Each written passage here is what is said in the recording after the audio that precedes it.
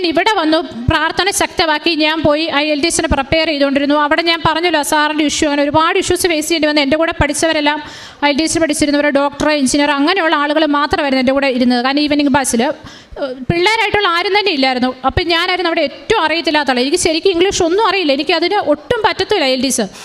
അതുപോലെ തന്നെ എനിക്ക് സ്പീക്കിംഗ് എൻ്റെ അനിയത്തിയായിരുന്നു കറക്ഷൻ ചെയ്തോളൂ. ഞാൻ അവൾക്ക് വോയിസ് അയച്ചു കൊടുക്കും, അവളത് കറക്ഷൻ ചെയ്ത് തരുമായിരുന്നു. അപ്പം ഞാൻ ഫസ്റ്റ് അറ്റംപ്റ്റിൻ്റെ ഡേറ്റ് എടുത്ത് പറഞ്ഞ സമയത്ത് അമ്മയെ വിളിച്ചിട്ട് പറഞ്ഞു, അമ്മേ അവൾ ഒരു കാരണവശാലും ജയിക്കില്ല, 99% അവൾ തോറ്റിരിക്കും, അത് അമ്മ അവളോട് പറയേണ്ട, അവളുടെ സെൽഫ് കോൺഫിഡൻസ് പോകും, പക്ഷേ അവൾ ജയിച്ചിട്ടുണ്ടെങ്കിൽ അത് മിറാക്കിളാന്ന് പറഞ്ഞു. പക്ഷേ ഫസ്റ്റ് അറ്റംപ്റ്റിൽ ഞാൻ ഉടമ്പടി കാശുരൂപവും ഉടമ്പടി തൈലം തൊട്ട് പ്രാർത്ഥിച്ച്, ഞാൻ എൻ്റെ പഠിക്കുന്ന എല്ലാ മെറ്റീരിയലിലും എപ്പോഴും ഉടമ്പടി കാശുരൂപം വെച്ച് ഓരോ തവണ തൈലം തൊട്ടായിരുന്നു പ്രാർത്ഥിച്ചിരുന്നത്.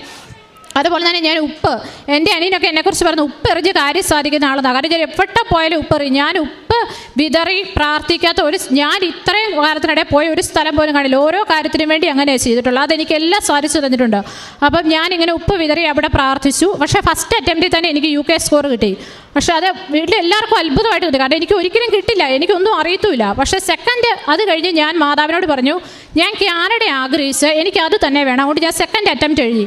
സെക്കൻഡ് അറ്റംപ്റ്റ് വീണ്ടും റെഡിയായി.